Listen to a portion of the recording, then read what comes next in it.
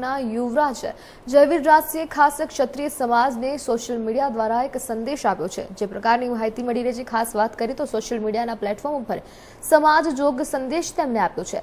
તેમણે મેસેજમાં કહ્યું છે કે હું કોઈ સમિતિનો કે સમિતિનો ભાગ નથી, કે હું કોઈ સમિતિ કે સમિતિ દ્વારા કોઈ પણ કાર્યક્રમમાં અથવા તો કાર્યમાં સામેલ નથી।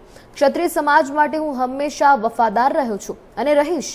વધુમાં તેમણે લખ્યું છે કે સમાજના વડીલોના માર્ગદર્શન હેઠળ મારા પૂર્વજોના સિદ્ધાંતો અને મૂલ્યોને અનુસરીને મારા સમાજના ભલા માટે સખત મહેનત કરીશ અને રાહતના કાર્યો પણ કરીશ।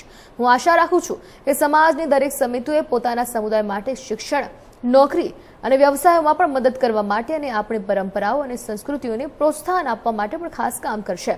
રાજપૂત સમાજની કોઈ પણ સમિતિ તેમના રાજકીય લાભ ખાંટવા માટે પૂર્વજો અથવા મારા પરિવારના વડીલોનો ઉપયોગ કે પછી દુરુપયોગ કરી રાજકારણમાં સામેલ ન થાય। રાજપૂત એકતા અનિવાર્ય છે, તેમાં કોઈ શંકા નથી, પરંતુ આ એકતાનો ઉપયોગ શુદ્ર રાજનીતિથી આગળ વધીને રાજબરોજની કહી શકાય જીવનની જીવનશૈલીના રૂપે પ્રદર્શિત થવી જોઈએ તેવું તેમણે કહ્યું છે।